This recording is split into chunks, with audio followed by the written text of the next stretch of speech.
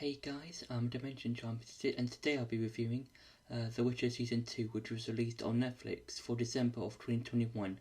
Now, this season takes place immediately after Season 1, because at the end of Season 1 of The Witcher, there was a huge battle between Nilfgaard and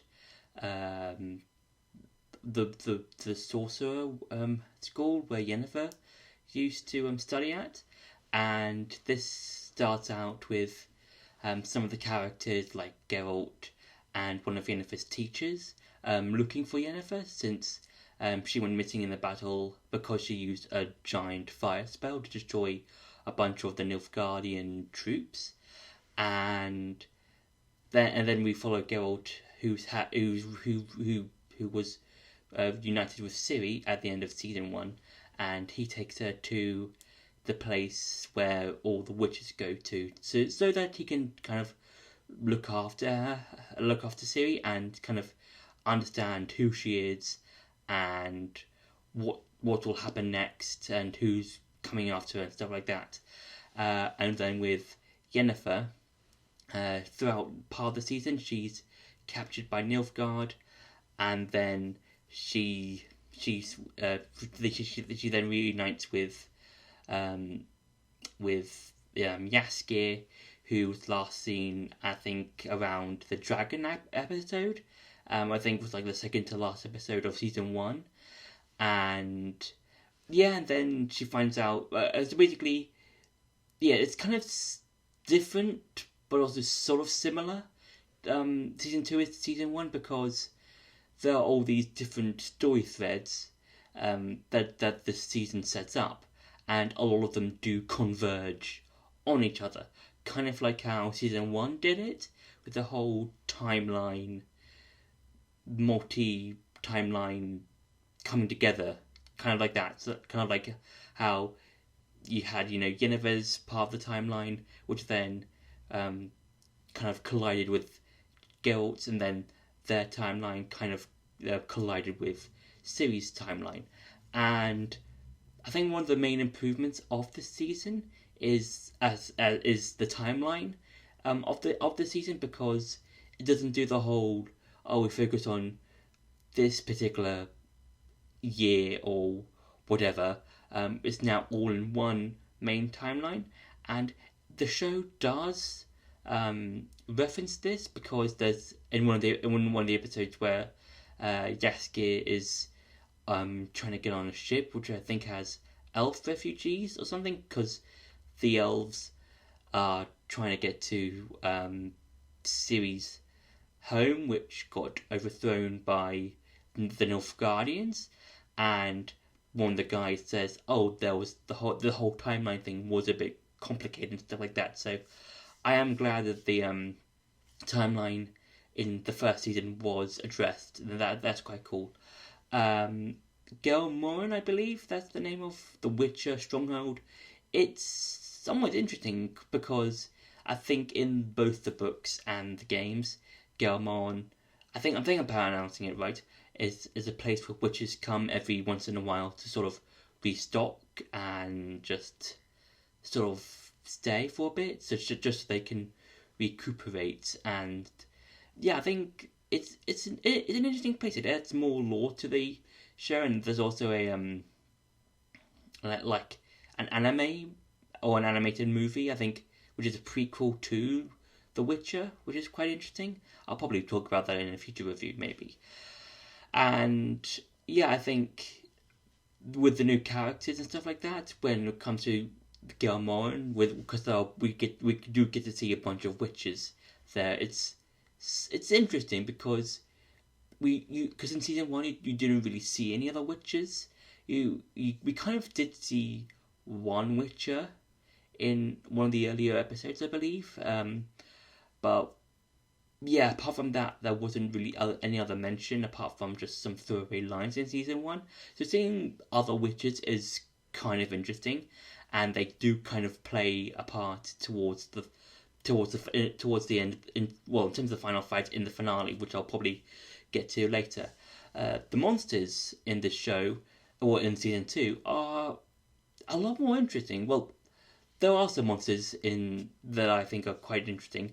Like I think in episode one, both Geralt and Ciri, just for the night, they meet up with one of Geralt's friends, who was cursed into a ball, and that's really interesting because you do see curses and stuff, um, like throughout the show and throughout the season two, but mostly in season one.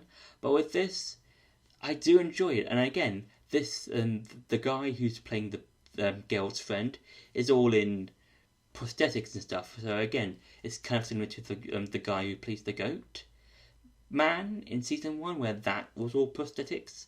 So it's again another thing that's really cool where CG, if it was done in CG, it'll just probably look all fake and probably obvious. But with the whole prosthetic stuff, it looks really fun. It looks really interesting just to see that it looks real. And and then there are some other monsters, like there's, I think halfway through the season, Geralt has to fight this giant stoned creature monster thing, which I think is quite cool. And I do like how I think when we see it, when Geralt is fighting it, it does like this POV shot of it.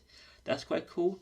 And yeah, and I think I do enjoy it. I think this season has some nice elements to it. Like um, whenever we see Yennefer, she's she's kind of struggling um, to try and survive in the world, now that she lost her magic, because since doing the whole giant fire spell at the end of season one, she lost all of her magic or her chaos, depending on. Well, I'll probably just switch between chaos and magic because I don't know. That's probably something I'll do. Just switch between the things because chaos is magic and magic is chaos. It's all intertwined. So yeah. So Yennefer is trying. So throughout the season, Yennefer is kind of more thinking with her head, or using her head in a lot of situations. Where, for instance, when she meets Jaskier again, who's being interrogated by this fire wizard. Um, she pretends to be drunk, and then she saves him by spitting some alcohol into the wizard's face, who burns half of his face, which is quite cool. And I think that's really interesting because Yennefer, because in the first season she's more used to her magic, and she's kind of had to rely on it, whereas in season two she's kind of thinking with her head and not having to rely on magic that much. But she does have sort of an ulterior motive because she finds this ancient witch, that the witches trapped in this ancient old house, and and the witch says that if Yennefer wants her magic back, she must deliver Ciri to the witch. And that kind of happens. Well, and that's what happens in the finale, when which the ancient witch possesses Ciri, and then she summons these giant basilisks, I believe they are called in the show. And I think with the monsters, I think in this season they're a lot more CG in a sense, because with some of them, even though some of the CG monsters like the dragons were kind of off, I feel like the basilisks and some of the other monsters, even the rock creature I mentioned earlier, are used with CG. I feel like the CG monsters in season two is a whole lot better. I feel like the CG is a whole lot better in terms of the monsters. I feel like they're really cool, and I think you can clearly tell that the CG is a whole lot better. And yeah, that's kind of interesting, and I do like how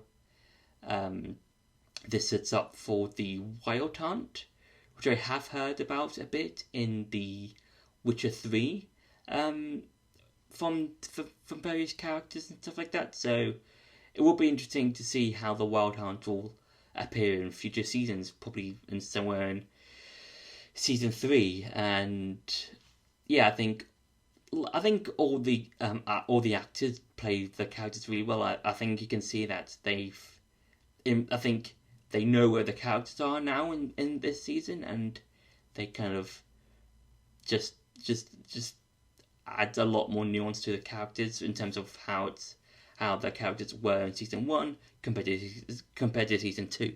So yeah, overall, I would say season two of The Witcher is a huge improvement. I do enjoy a lot of the fights. I think that a lot of the fights in this season are quite cool, and also this season tried to do another toss a coin to your Witcher song that Yasuke did in this season. I don't remember what the song is, but it's one of those songs that's trying to recapture the magic of toss a coin to your Witcher. Is trying to do another one of those. So yeah, season two, it's a fun season. It's a huge improvement, and I do enjoy a lot of the things that the season brings in. So that's been my review for The Witcher Season 2. I hope you enjoyed this video. Don't forget to like, share, and subscribe, and I'll see you in the next video.